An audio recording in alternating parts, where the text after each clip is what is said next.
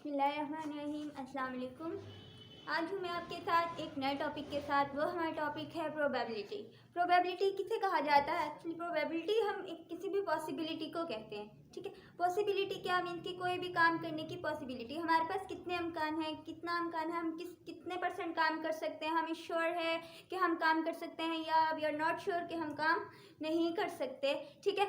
मैं अगर आपको एक एग्जांपल दूं, अगर आपके पास अगर 6 थ्योरम्स हैं सर्कल पे और आपको पता है कि इन 6 थ्योरम्स में से ही एग्जाम में कोई ना कोई एक थ्योरम आ जाएगा, ठीक है। आपके पास यहाँ पे कितने चांसेस है? फर्स्ट वन भी आ सकता है, सेकंड वन भी आ सकता है, थर्ड वन भी आ सकता है, तो ऑन 6 थ्योरम्स हैं, तो आप उसमें से कोई एक भी थ्योरम आ सकता है। तो आपके पास एक थ्योरम को लेके देखें तो आपके पास कहेंगे कि ये एक चांस है 6 में से, ठीक है। You have one chance from out of 6, ठीक हो गया। अब अगर मैं कहूँ कि बादल हैं, ठीक है, बादल छाया में आप कहें कि भाई आज तो बारिश होगी, लेकिन बारिश आपको ये तो नहीं पता। अगर बादल बता रहे हैं, मौसम इतना खराब है, आप कह सकते हैं कि आज 90% श्योर है कि बारिश होगी, पक्का होगी, लेकिन 10% तो श्योर नहीं है ना। तो ऐसा भी हो सकता है कि वो बारिश ना हो। तो बादल क्या बता रहे हैं? आपके पास 2 चांसेस दे रहे हैं आपको। कौन कौन से? एक तो आपके पास पॉसिबिलिटी है कि बारिश होगी, दूसरी पॉसिबिलिटी ये भी है कि बारिश नहीं होगी, ठीक है। तो ऐसी पॉसिबिलिटी जिसमें हम लोग बिल्कुल हमें पक्का यकीन ना हो कि ये काम होगा, ठीक होगा या गलत होगा, ऐसी चीज़ को हम क्या कहते हैं? प्रोबेबिलिटी कहते हैं। ये तो हमारी होगी डेली रूटीन की एग्जांपल।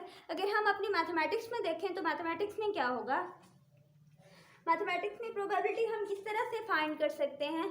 तो मैं यहाँ पे आपको डेफिनेशन से बताती हूँ कि हमारे पास अगर फॉर एग्जांपल कोई भी एक हमारे पास सैंपल है, ठीक है, एक हमारे पास सैंपल है या हम लोग कोई एक्सपेरिमेंट कर रहे हैं, उस एक्सपेरिमेंट में हमें जो फेवरेबल, हमने देखना है कि हमारे जो एक्सपेरिमेंट में फेवरेबल आउटकम्स हैं वो कितनी हैं, ठीक है। जो फेवरेबल आउटकम्स होंगी वो हमारी क्या होगी?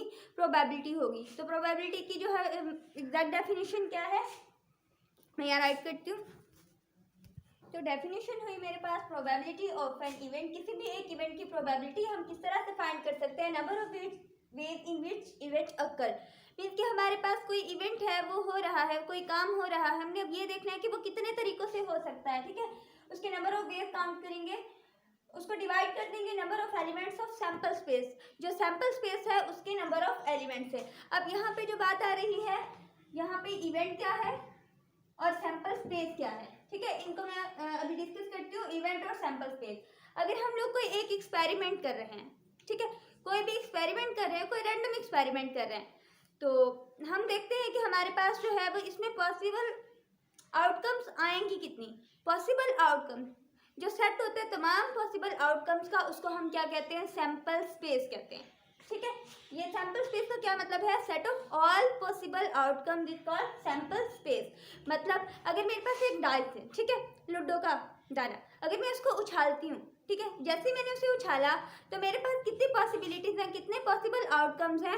उसके 6 डॉट्स होते हैं, तो हमें पता है या 1 आएगा टॉप पे, 1 आएगा, 2 आएगा, 3 आएगा या 6, मतलब 1 2 3 4 5 6 में से कोई भी एक आ सकता है। तो टोटल पॉसिबल आउटकम्स कितनी होगी हमारे पास? यहाँ पे टोटल पॉसिबल आउटकम्स हमारे पास 6 हैं, ठीक है। अब वो जो 6 है उसका हम सेट की फॉर्म में राइट कर दें, जितने भी तमाम पॉसिबल आउटकम्स हैं उनको अगर हम सेट की फॉर्म में राइट कर दें तो हमारे पास वो क्या बन जाती है? वो सैम्पल स्पेस बन जाती है, ठीक है। अब वो कह रहे हैं कि number of elements of sample space. अब सैम्पल स्पेस के जितने भी एलिमेंट्स हैं उनसे हम डिवाइड करेंगे, किसको? Number of ways in which event occur, जिसमें हमारे पास इवेंट जो है वो हो रहा हो, कोई काम अकर कर रहा हो, यानी हो रहा हो कोई काम, तो उसको, ठीक है। एक और भी है, आप ये भी डेफिनेशन लिख सकते हैं प्रोबेबिलिटी की, number of favourable outcomes over total number of equally probable outcomes. हमारे पास जो है फेवरेबल आउटकम्स, फेवरेबल आउटकम्स जो है उनकी तादाद, उसको डिवाइड करेंगे total number of equally probable outcomes. अब आप सोच रहे हैं कि इक्वली प्रोबेबल आउटकम्स क्या है? इक्वली प्रोबेबल आउटकम्स का भी वही मतलब है कि हमारे पास जितनी भी पॉसिबिलिटीज हैं उनमें से हर एक मतलब एक के लिए एक, ठीक हो गया। अब मैं आपको बताती हूँ इवेंट क्या है, इवेंट की डेफिनेशन क्या है, इक्वली प्रोबेबल आउटकम्स क्या है और आपके पास फेवरेबल आउटकम्स क्या हैं, ठीक है। अब हमारे पास जो है इवेंट क्या होता है? आउटकम होती है, ठीक है। पर्टिकुलर आउटकम को हम क्या कहते हैं, इवेंट कहते हैं। क्या मतलब है, अगर मैं कहूँ कि आपके पास जो है एक सिक्का है, ठीक है, आप उसको क्या करते हो, उछालते हो। जैसे आप उसे उछालते हो आपके पास दो पॉसिबिलिटीज़ हैं। दो पॉसिबिलिटीज़ कौन सी है, या तो हेड आएगा या टेल आएगा, लेकिन याद रहे कि फेयर कॉइन है, ठीक है। अगर टेल आया और हेड आया, दो ही पॉसिबिलिटीज हो सकती हैं। वो पॉसिबिलिटीज को, अगर दो पॉसिबिलिटीज हमको हम क्या कहेंगे, वो सैंपल स्पेस है, ठीक है। Set of all possible outcomes is called sample space. वो दो पॉसिबिलिटीज हैं तो हम क्या कह सकते हैं, उसको सैंपल स्पेस में रखेंगे और हम कहेंगे कि हम जस्ट हेड चाह रहे हैं। अगर मैंने एक बार टॉस किया तो मेरे हाथ पे क्या आया, हेड आ गया, तो वो मेरा क्या होगा, इवेंट होगा, ठीक है। अगर मैं कहती हूँ कि टेल आ गया तो टेल यह है, वो क्या होगा, वो भी एक इवेंट होगा। या अगर हम डाइस की एग्जांपल लें तो डाइस में क्या होगा, मैं डाइस को उछालती हूँ तो टोटल पॉसिबिलिटीज मेरे पास 6 हैं, वो सैंपल स्पेस में आएंगी। और अगर मैं कहती हूँ कि मेरे पास ये इवेंट है कि मैंने जस्ट इवन नंबर्स ही आए मेरे पास, टॉप पे क्या आए, उछालने पे इवन नंबर्स ही आए। इवन नंबर्स अब कौन कौन से हो सकते हैं, 2 हो सकता है, 4 हो सकता है या 6 हो सकता है, ठीक है। अब वो जो सेट ऑफ इवन नंबर्स है, जो मैंने इवन नंबर्स का सेट निकाला है, वो मेरे पास क्या होगा, वो इवेंट होगा, ठीक है। और आप कहेंगे कि आउटकम्स क्या है, वो रिजल्ट हम जो कि रैंडम एक्सपेरिमेंट से निकालते हैं उसको हम क्या कहते हैं, आउटकम कहते हैं। अब इक्वली प्रोबेबल आउटकम्स का क्या मतलब है। अब इक्वली प्रोबेबल आउटकम्स में हमारे पास जो है, इसका मतलब होता है कि तमाम नंबर्स के आने के इक्वल चांसेस हों। इक्वली प्रोबेबल आउटकम्स का क्या मतलब होता है कि तमाम नंबर्स के आने के हमारे पास इक्वल चांसेस होने चाहिए। मतलब जिस तरह अब डाइस में हमारे पास क्या है, 6 चांसेस हैं, हमें पता है या 1 आ सकता है या 2 आ सकता है या 3 4 5 6, ठीक है। एक एक बारी ही कुछ आ सकता है, जितनी बार 1 आएगा उतनी बार ही 2 आएगा। यानी मतलब एक बार 1 आया तो 2 जो है वो भी टॉप पे एक ही बार आ सकता है, ऐसे ही है ना। अगर हम लोग कॉइन को करते हैं थ्रू बैक तो हमारे पास क्या होगा, या तो हेड आएगा या टेल आएगा। जितनी बार हेड मतलब एक बार हेड आ सकता है तो एक बार ही टेल आ सकता है। जब हमारे पास इस तरह के एलिमेंट्स हो, मतलब हमारे पास चांसेस हों एक के लिए एक आने का, तो इसको हम क्या कहते हैं, इक्वली प्रोबेबल आउटकम कहते हैं, ठीक हो गया। इसके एक एग्जांपल लेते हैं, उस एग्जांपल से हम देखते हैं कि हम किस तरह से प्रोबेबिलिटी फाइंड कर सकते हैं। अच्छा, बल्कि यहाँ पे सैंपल स्पेस की मैं डेफिनेशन से आपको एग्जांपल देती जाऊँ। अगर मैं कहूँ कि मेरे पास एक डाइस है, ठीक है। अब आपको पता है डाइस में कितने होते हैं, डॉट्स, 1 2 3 4 5 6, ठीक है। अब वो डाइस की मैंने क्या लेनी है, उसको मैं सैंपल स्पेस को हम किससे डिनोट करते हैं, कैपिटल एस से डिनोट करते हैं, और इसको मिड ब्रेसेस में इनक्लोज कर देते हैं इसके एलिमेंट्स को। तो ये गया 1 2 3 4 5 and 6, means the set of all possible outcomes is sample space. अब आपने देखा, अगर मैंने डाइस की एग्जांपल ली है, तो मेरे पास क्या है, उसकी जो तमाम सेट है ना, तमाम पॉसिबल आउटकम्स का, वो कितना है, उसमें 6 एलिमेंट्स होंगे, ठीक है। इनको हम क्या कहते हैं, 1 2 3 4 5। अगर मैं अकेले 1 को देखूँ तो ये मेरे पास सैंपल पॉइंट होगा, ये भी सैंपल पॉइंट। इसके कितने सैंपल पॉइंट्स हैं, इसके 6 सैंपल पॉइंट्स हैं, ठीक हो गया। ठीक, अब मैं क्या कहती हूँ कि ये तो मेरे पास हो गया सैंपल स्पेस की आपको समझ आ गई। अब मैं कहती हूँ इवेंट क्या है। मैं कह रही हूँ कि भाई मैंने डाइस को उछाला है और मेरे पास जो है इवेंट क्या आया है, वो मेरे पास 4 से ग्रेटर आए हैं, ठीक है। जो इवेंट है, मैंने इवेंट रखा है या मुझसे पूछा गया वो क्या है, वो बताया गया कि आपके पास, आप डाइस उछालने से आपके पास 4 से ज़्यादा नंबर आ गए। तो अगर मेरे पास अब कितनी पॉसिबिलिटीज़ है, 4 से ज़्यादा कितने आ सकते हैं, 5 आ सकता है और 6 आ सकता है। 2 पॉसिबिलिटीज़ ही है ना, या तो अगर 4 से ग्रेटर आना चाहिए तो इसका मतलब है 5 हो सकता है या 6 हो। 6 से ज़्यादा हम बड़ा तो ले नहीं सकते, क्यों, क्योंकि डाइस में होते ही 6 डॉट्स हैं। तो अब यहाँ पे जो है मेरे पास क्या आ जाएगा, 5 आ जाएगा और 6 आ जाएगा। और अगर मैं इसके सैंपल ऑफ एस को यू करना चाहूँ, इसके नंबर्स फाइंड करना चाहूँ, एन ऑफ एस करना चाहूँ, तो मेरे पास इसके कितने एलिमेंट्स हैं, 1 2 3 4 5 6। एन ऑफ एस क्या होगा, वो 6 हो जाएगा। और अगर मैं इस सेट को, इवेंट को देखूँ, तो इवेंट का एन ऑफ ई क्या होगा मेरे पास, एन ऑफ ई मेरे पास इसके कितने एलिमेंट्स हैं, 2 एलिमेंट्स हैं। तो हम इस तरह से इनको डिनोट करते हैं। और इक्वली प्रोबेबल आउटकम भी आपको पता चल गया क्या, जो हर एक नंबर के लिए तमाम नंबर जो होते हैं उनके आने के लिए इक्वल चांसेस हों, ठीक है। अब हम क्या करेंगे, अब इसकी एग्जांपल लेते हैं प्रोबेबिलिटी की, कि किस तरह हम किसी भी क्वेश्चन को प्रोबेबिलिटी से सॉल्व कर सकते हैं। अब एग्जांपल आपके सामने है, अ डाई इज रोल्ड, एक डाई जो है उसको रोल किया गया है। What is the probability that dot on the top are greater than 3। हमने एक डाइस को उछाला है। डाई से पहले मैं आपको एक बात बताती जाऊँ, फिर डाई, एक आपकी बुक में डाई वर्ड होगा और एक आपकी बुक में डाइस वर्ड होगा। ये दोनों ही हम लूडो के वो दाने को कहते हैं, ठीक है। ये एक सिंगुलर है और ये क्या है हमारे पास प्लूरल है, तो इसमें कंफ्यूज नहीं होना, दोनों एक ही चीज़ है। अब यहाँ पे क्वेश्चन क्या है हमारे पास, अ डाइस रोल्ड, एक डाई जो है उसको हमने रोल किया है, मतलब उसे उछाला है या फेंका है। What is the probability that dots on the top are greater than 3। हमने प्रोबेबिलिटी फाइंड करनी है उन डॉट्स की जो कि 3 से मतलब टॉप पे आ रहे हैं, और वो टॉप पे कितने आने चाहिए, कह रहे हैं कि ग्रेटर देन 3, 3 से सारे अबव ही आ रहे हैं, बड़े बड़े आ रहे हैं।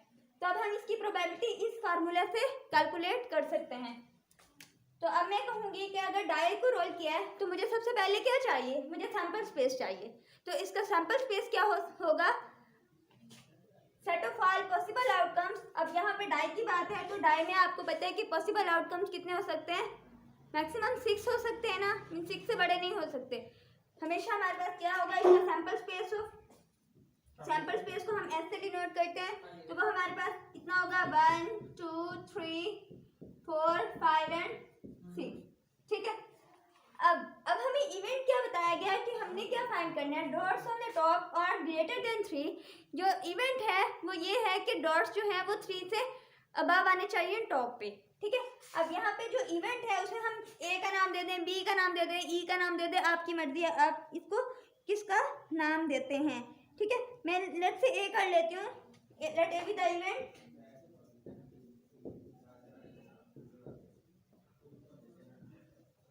लेट से मैंने क्या किया है, ए कोई भी एक इवेंट ले लिया, the dot on the top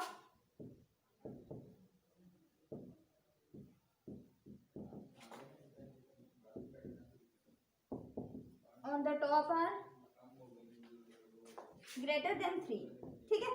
अब आपको पता है कि ग्रेटर देन 3 रखूं, आपके पास इवेंट क्या होगा, ए को मैंने इवेंट कह दिया, तो इवेंट क्या होगा 3 से टोटल पॉसिबिलिटीज कितनी थी हमारे पास, मीन के टोटल आउटकम जो है, टोटल पॉसिबल आउटकम्स वो क्या था, इसको एन ऑफ एस कह दें। अगर एन ऑफ एस क्या है हमारे पास टोटल 6 है, ठीक हो गया।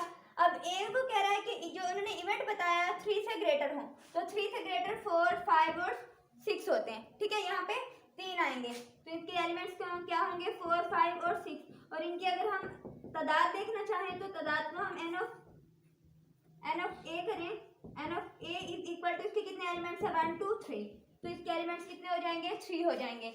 अब यहाँ पे क्यों, यहाँ पे मैं एन क्यों ले रही हूँ, यहाँ एन ऑफ एस और एन ऑफ ए क्यों लिया, क्योंकि आपके पास फार्मूला कह रहा है नंबर ऑफ वेज, वो वेज नहीं कह रहा, वो कह रहा है नंबर ऑफ वेज। तो अगर मैं इसको इसको यू राइट करूँगी, इसको मैं कहूँगी एन ऑफ इवेंट को एन ऑफ ई, और इसको मैं कहूँगी ओवर एन ऑफ एस, ठीक है। फार्मूला आपका n of e over n of s ही है, क्योंकि हमें नंबर्स चाहिए, number of ways and number of elements चाहिए।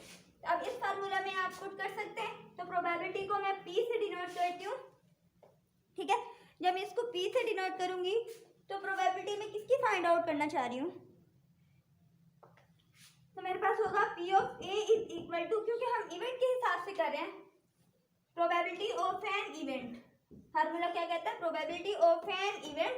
तो इवेंट हमने यहाँ पे क्या रखा है, इवेंट हमने A रखा है, तो इस वजह से P ऑफ A आएगा, ठीक है। अब फार्मूला है number of ways in which events अकर, मतलब यहाँ पे क्या है, कितने इवेंट्स के नंबर ऑफ वेज हैं। तो अब यहाँ पे हम निकाल चुके हैं इवेंट्स के नंबर ऑफ वेज, वो हमारे पास कितने थे 3 थे, ओवर फार्मूला क्या कहता है number of elements of sample space. Sample space के नंबर ऑफ एलिमेंट्स अगर देखें तो वो हमारे पास एन ऑफ एस कितना था 6 था। तो अब इसको कैलकुलेट कर लें, सिंप्लीफाई करें, 3 1 1 ओवर 2, जो आपके पास प्रोबेबिलिटी आ चुकी है P ऑफ A इस इवेंट की, जो आपने इवेंट कहा है कि 3 से ग्रेटर होने चाहिए डॉट्स ऑन द टॉप, तो आपके पास जो प्रोबेबिलिटी है वो क्या है 1 ओवर 2 है, ठीक हो गया। ये तो सिंपल होगी ना। अगर फॉर एग्जांपल सैंपल स्पेस अगर आपको पता चल जाए कि सैंपल स्पेस क्या है, आपको जिस तरह डाइस का पता है कि सैंपल स्पेस क्या है, और वो कॉइन का पता है कि सैंपल स्पेस क्या है, एक का 2 होगा और डाइस का 6 होगा। लेकिन समटाइम्स ऐसे होता है कॉइन्स की बात हो रही हो और क्या कहते हैं डाइस की दोनों की मिलके इकट्ठी बात हो रही हो, तो आप कैसे सैंपल स्पेस निकालते हो। तो एटलीस्ट आपको सैंपल स्पेस पता चल जाए तो आप क्वेश्चन इजीली सॉल्व कर सकते हो, ठीक है। तो सैम्पल स्पेस का सीखना जो है बहुत ज़रूरी है। तो सैम्पल स्पेस में आपको बताती हूँ कि सैम्पल स्पेस हम किस तरह बनाते हैं, हमें किस तरह पता चलता है कि सैम्पल स्पेस के एलिमेंट्स कितने हैं, नंबर ऑफ वेज हम किस तरह इसको सेट बना सकते हैं, सेट के एलिमेंट्स कितने होंगे, वो मैं आपको बताती हूँ। अब देखिए आपके पास सैम्पल स्पेस की एक एग्जांपल है कि आपको सैम्पल स्पेस का कैसे पता चलेगा। अगर फॉर एग्जांपल एक चीज़ हमें दी जाए तो हमें तो तब तो पता चल जाता है, अगर डाल दिया जाए तब भी हमें समझ आ जाती है कि टोटल पॉसिबल आउटकम्स कितने हैं। अगर हमारे पास कॉइन हो तब भी हमें समझ आ जाती है कि हमारे पास टोटल पॉसिबल आउटकम्स कितने हैं। लेकिन यहाँ पे ऐसा केस लेके आई हूँ आपके सामने, डाइस और कॉइन है, ठीक है, दोनों चीज़ें एट अ टाइम है आपके पास, और कहा गया है कि डाइस इज थ्रोन, हमने एक डाइस को उछाला है, ठीक है, और कॉइन इज टॉस, और एक सिक्के का हमने टॉस कर लिया है। अब हमने देखना है कि इसका सैम्पल स्पेस क्या होगा। आप देखें आपके पास जो है वो कॉइन, यहाँ पे मैं अलग अलग लिख लूँ ताकि आपको समझ आ जाए। यहाँ पे है डाइस, ठीक है, अब यहाँ पे सिक्का खड़ा है, यहाँ पे डाइस खड़ा है। अब आपको पता है कि कॉइन की जो पॉसिबल आउटकम्स हैं वो कितनी हैं, या हेड होगा या टेल होगा, हेड आ सकता है और टेल आ सकती है, ठीक हो गया। और डाइस के भी आपको ऑल पॉसिबल आउटकम्स पता है, वो क्या हो सकते हैं, या 1 या 2 या 3 या 4 या 5 या 6 हो सकता है, ठीक है। अगर हम कहते हैं कि हमने एट अ टाइम कॉइन को का टॉस किया और डाइस को रोल कर दिया, ठीक है, फेंक दिया। अब ऐसा भी हो सकता है कि आपके पास हेड हो और डाइस के जो टॉप पे 1 आ रहा हो, क्या हो सकता है, हेड हो और आपके पास कॉइन की तरफ हेड आए और आपके पास डाइस की तरफ 1 आए, ठीक है। ऐसा भी हो सकता है कि आपके पास एक साइड पे कॉइन का हेड आए और डाइस का 2 आए, हो सकता है कि कॉइन का हेड आए और डाइस का 3 आए, और फिर कॉइन का 4 हेड आए और डाइस का 4 आए, सिमिलरली 5 और 6। मतलब कि कॉइन को उछालने से हमारे पास हेड आने पे ये भी हो सकता है कि दूसरी साइड पे dice 1 answer they, may be उसके टॉप पे 2 हो, 3 हो, 4 हो, 5 हो, 6 हो, मीन्स कि 6 पॉसिबिलिटीज हैं हमारे पास कि हमारे पास इन 6 में से कुछ भी आ जाता है, ठीक है। अगर दूसरी बात कहूँ मैं, अच्छा अगर मैं इसकी सैम्पल स्पेस बनाना चाहूँ तो सैम्पल स्पेस में मेरे पास क्या होगा, मैं यहाँ पे कहूँ कि इसका सैम्पल स्पेस क्या बनेगा। हमने सैम्पल स्पेस को हमेशा सेट के डोनेशन में करना है, क्योंकि हमने कहा set of all possible outcomes. तो सेट जो है आप जानते हैं कि हम मिडल ब्रेसेस से मैं इनक्लोज कर देते हैं एलिमेंट्स को। यहाँ पे एच है, ठीक है, मतलब हेड है, हेड के साथ 1 भी आ सकता है, हेड के साथ 1 आ गया। दूसरी बात, हेड के साथ 2 आ गया, हेड के साथ 3 आ गया, हेड के साथ 4 आ गया, हेड के साथ 5 एंड हेड के साथ 6 आ गया, ठीक है। अब आप अब दूसरी बात क्या है, आप सिक्के को उछाला, हो सकता है टेल आ जाए, आपके पास टेल आ गया, ठीक है। जैसे आपने टॉस किया आपके पास टेल आया और आपने एट अ टाइम डाइस को और कॉइन को यूज करना है, ठीक है। जैसे ही आप सिक्का उछालोगे और ये क्या है डाइस, इसको जो फेंक दोगे, ठीक है, रोल करवाओगे, तो आपके पास अगर इस तरफ टेल आया है तो हो सकता है कि आपके पास अब टेल आया है कॉइन का तो उस तरफ 1 आ जाए, पॉसिबिलिटी है ना। अब टेल के साथ 2 आ जाए, टेल के साथ 3 आ जाए, सिमिलरली टेल के साथ 4, टेल के साथ 5 और टेल के साथ आपके पास क्या आ जाए, 6 आ जाए, ठीक है। अब ये आपके पास क्या है, सैंपल स्पेस बन गई है। और आप सोच रहे होंगे कि मैम एच के साथ 1, एच के साथ 2 हमने मल्टीप्लाई क्यों किया है, हम एडिशन भी तो कर सकते थे। नहीं एडिशन कर सकते हम, क्यों, क्योंकि यहाँ पे हमें कहा गया है and a dice is throne and coin is tossed. जब हमें एंड कहा गया है इसका मतलब है कि हमने दोनों काम एट अ टाइम किए हैं। जब हम कोई भी काम 2 काम एट अ टाइम करते हैं तब हम क्या करते हैं, प्रिंसिपल ऑफ मल्टीप्लिकेशन अप्लाई करते हैं, जैसे कि हमने प्रीवियस लेक्चर में प्रोबेबिलिटी को डिस्कस करते हुए पढ़ा था। अब यहाँ पे अगर और होता, ठीक है, अगर यहाँ पे और होता फिर हम कहते या एक बार डाइस की पॉसिबिलिटी एक बार कॉइन की पॉसिबिलिटी, उन दोनों में से एट अ टाइम एक चीज़ को यूज़ करते। जब हम एट अ टाइम किसी एक चीज़ को यूज़ कर रहे होते हैं, या उसको या उसको, ठीक है, तब हम क्या लगाते हैं, प्रिंसिपल ऑफ एडिशन लगाते हैं। लेकिन यहाँ पे बात जो हो रही है वो एंड की हो रही है, इस तरह से हमने H1, H2, H3, H4 यानी हेड 1, हेड 2, हेड 3, हेड 4 किया, ठीक है। ये है आपका तरीका सैंपल स्पेस को फाइंड आउट करने का, ठीक है। आपको सैम्पल स्पेस का जब तक नहीं पता होगा तब तक आप नेक्स्ट क्वेश्चन को सॉल्व नहीं कर सकते। आपकी बुक में और भी क्वेश्चन आएंगे। आप यूँ कहा जाता है कि आप जो है एक सिक्के को दो बार जो है उसको उछालते हो, ठीक है, टॉस करते हो। अगर सिक्के को 2 बार टॉस करोगे तो क्या होगा? अब आप देखो, कॉइन 1 और कॉइन 2, ठीक है। ऐसे आपके पास पॉसिबिलिटी हेड आए या टेल आए। अगर इधर हेड आया तो इधर टेल आ सकता था, इधर टेल आया तो इधर हेड आ सकता था, ठीक है। ऐसे तो इस तरह हम लोग जो है अपने क्या निकालते हैं, सैंपल स्पेस निकालते हैं। आप देखोगे कई बार क्वेश्चन में ऐसा भी होगा कि सिक्के को 3-4 बार उछाला गया है, तो आपको सैंपल स्पेस की अगर इस एग्जांपल की समझ आ गई है तो आप तमाम सैंपल स्पेसेस को निकाल सकते हैं, ठीक है। तो जो अभी हम लोगों ने प्रोबेबिलिटी की डेफिनेशन पढ़ी थी, ये क्लासिकल थी, ठीक है। मीन्स कि ये बहुत पुरानी है। ये उन नंबर्स के लिए यूज़ करते हैं हम जहाँ पे हमारे पास काउंटेबल हो, मतलब कि हम लोग जितने भी हमारे पास सैम्पल स्पेस है उसको हम जो उसका पॉसिबल आउटकम्स हैं वो काउंटेबल हो, मीन्स कि हम उसको फाइनाइट हो, गिन सकते हों, ठीक है। लेकिन अगर हमारे पास जो पॉसिबल आउटकम्स हैं वो इनफाइनाइट हों तो वहाँ पे हम ये वाला फार्मूला जो अभी हमने प्रोबेबिलिटी निकाली है P ऑफ A या P of E N of E over N of S, ये वहाँ पे वैलिड नहीं है, ठीक है। ये तब वैलिड है जब हमें सैंपल का पता हो, जो जितने भी हमारे पास पॉसिबल आउटकम्स हैं वो हमें पता हो, यानी वो फाइनाइट हो, गिने जा सकते हों, तब हम ये फार्मूला यूज़ कर सकते हैं। अगर हमारे पास ऐसी सिचुएशन आ जाए कि हमारे पास इनफाइनाइट आउटकम्स हों तब हम ये फार्मूला अप्लाई नहीं कर सकते, ठीक हो गया। अब हम क्या करने जा रहे हैं, अगर हमारे पास जो है समटाइम्स ऐसा होता है, और क्लासिकल थ्योरी जो है ये वाला, ये सिर्फ उनके लिए है जो इक्वली प्रोबेबल आउटकम्स के लिए, ठीक है।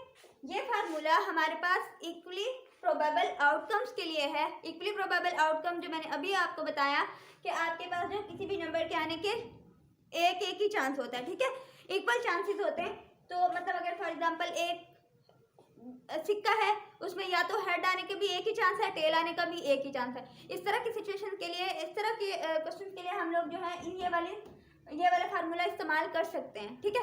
लेकिन जब पे हमारे पास आउटकम्स जो हैं वो इनफाइनाइट हो जाए तब हम ये फार्मूला यूज़ नहीं कर सकते, ठीक हो गया। अब हम क्या करेंगे, अब हम देखते हैं कि हमारे पास जो इनकी कितने टाइप्स हैं इवेंट्स की। आपको इवेंट भी पता है कि क्या है, लेकिन आपको ये नहीं पता कि अक्रंस ऑफ एन इवेंट क्या है, ठीक है। अक्रंस ऑफ एन इवेंट देखते हैं और इवेंट्स की कुछ टाइप्स देखते हैं। अब हम इवेंट तो देख चुके हैं, ठीक है। अब हमें ये नहीं पता कि इवेंट अगर हो भी रहा है या नहीं हो रहा, तो इसको देखने के लिए हम क्या करते हैं, हमें कब पता चलेगा कि इवेंट अगर हो रहा है या नहीं हो रहा। तो इसके लिए देखें, अक्रंस ऑफ एन इवेंट क्या है, an event set to occur, event को उस वक्त कहेंगे कि वो अकर हो रहा है इफ आउटकम बिलोंग टू ई, जो हमारे पास आउटकम है वो उस ई से बिलोंग कर जाए। मतलब क्या है कहने का, आपके पास एक आपको सैम्पल स्पेस दे दी गई है, या आपको कोई ऐसी चीज़ दे दी गई है, या आपने कोई रैंडम एक्सपेरिमेंट किया है, ठीक है, आपको उसके ऑल पॉसिबल आउटकम्स का पता है, यानी आपको सैम्पल स्पेस का पता है, और आपको एक उन्होंने इवेंट बता दिया है, ठीक है, इवेंट भी बताया गया। लेकिन जब आप खुद एक्सपेरिमेंट करते हो, कोई और एक्सपेरिमेंट करते हो, ठीक है, आप देखते हो कि अगर आपका आंसर यानी आपकी आउटकम जो है वो उस इवेंट को बिलोंग कर जाए तब आप कहोगे कि आपका इवेंट अक्कर कर रहा है, ठीक है, अक्कर हो रहा है। लेकिन अगर आपकी जो एक्सपेरिमेंट से यानी आपने जो आउटकम निकाला है अपने एक्सपेरिमेंट से, अगर वो उस इवेंट को, गिवन इवेंट को मतलब उसकी प्रॉपर्टीज़ को सेटिस्फाई नहीं करता या उसको बिलोंग नहीं करता, तब आप कह सकते हो कि हमारा इवेंट जो है वो अक्कर नहीं कर रहा। तो इसका क्या मतलब है, देखें, an event set to occur, एक इवेंट उस वक्त अक्कर होगा if outcomes belong to E, अगर आउटकम जो है वो ई को बिलोंग कर जाए। यहाँ ई क्या है, इवेंट है। फॉर एग्जाम्पल मैंने एक डाइस को रोल किया, आप कह रहे होंगे कि आज सारा दिन हम बस वो डाइस को उछालने में लगे हुए और सिक्के के टॉस करने लगे हैं, लेकिन हमारी जितनी भी प्रोबेबिलिटी है इसमें हमारे मोस्टली क्वेश्चन जो हैं all over the world, national level पे या इंटरनेशनल, कहीं भी आप प्रोबेबिलिटी के क्वेश्चन उठाएंगे आपके पास यही आएगा, या आपके पास कार्ड्स आ सकते हैं, वो हम ताश जब खेलते हैं वो वाले कार्ड्स, या ये सिक्के, या फिर ये हमारे पास डाइस, ठीक है।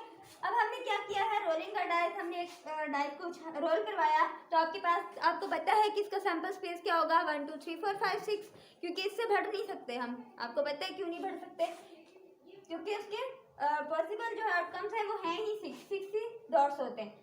इवेंट क्या है, number appearing on die greater than 2। हमें एक इवेंट बता दिया गया है कि जो number appearing on die greater than 2, जब भी हम उसे उछालते हैं, किसी भी डाई को उछालते हैं, तो हमें, हमारे पास जो नंबर्स आते हैं वो 2 से बड़े आते हैं। अब आपको पता है कि 2 से बड़े नंबर्स कौन कौन से हो सकते हैं, 3 4 5 एंड 6, ठीक है, ये 4 नंबर्स हो सकते हैं हमारे पास।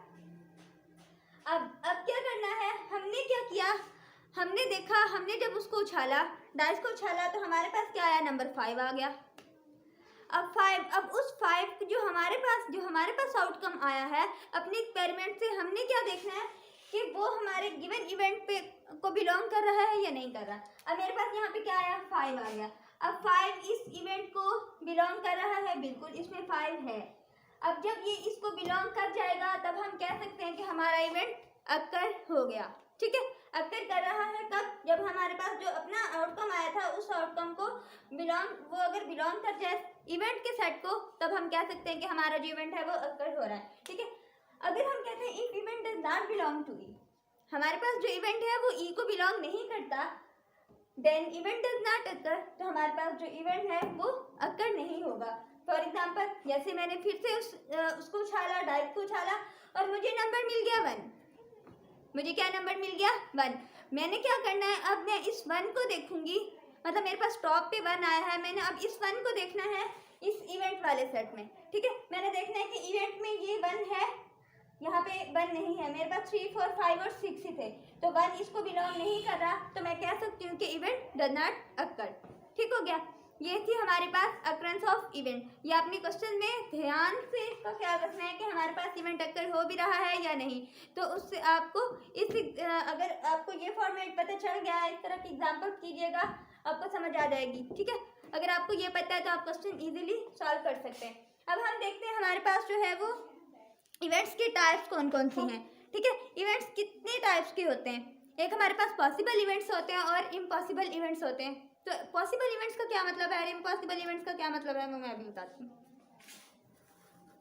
अब है हमारे पास possible events and sure events, sorry impossible events and sure events. इन दोनों, अब इम्पॉसिबल इवेंट जो है वो अपने नाम से ही पता है कि इम्पॉसिबल मीन्स कि इवेंट पॉसिबल हो ही नहीं सकता। कैसे, know outcome satisfy the condition given in the event. अगर इवेंट में हमने एक ऐसी आउटकम हमारे पास आई है, हमने कोई एक्सपेरिमेंट किया, उससे हमें जो आउटकम मिला है वो हमारे ये जो हमारी इवेंट है, गिवन इवेंट है, उसकी कंडीशंस को वो सेटिस्फाई नहीं कर रहा।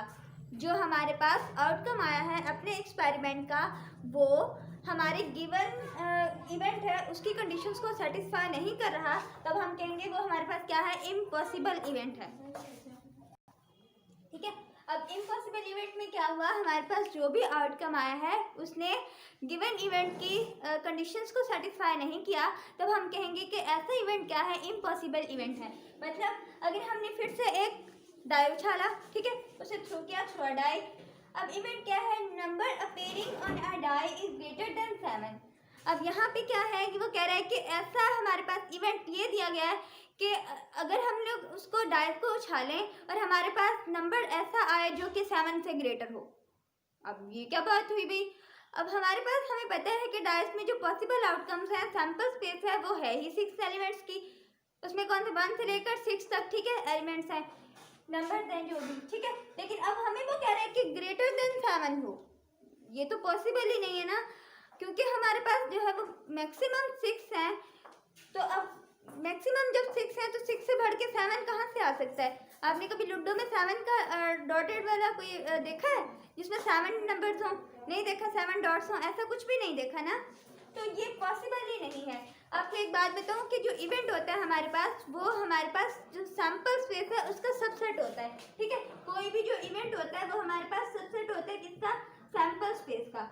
तो अब यहाँ पे देखें जो ये 7 है, जो इवेंट का हमें नंबर बता रहे हैं 7, कि 7 से ग्रेटर आने चाहिए, तो ये तो पॉसिबल ही नहीं है। क्या ये सबसेट हो सकता है इस सैम्पल स्पेस का? सैम्पल स्पेस में तो सिर्फ 6 एलिमेंट्स पड़े हुए हैं, ठीक है, 6 पार्ट्स पड़े हुए हैं, तो ये पॉसिबल नहीं है। ऐसे जब ऐसे सिचुएशंस आ जाती हैं तो उस वजह से हम इसको इस तरह के इवेंट्स को क्या कहते हैं, इम्पॉसिबल इवेंट कहते हैं। दूसरी बात है श्योर इवेंट।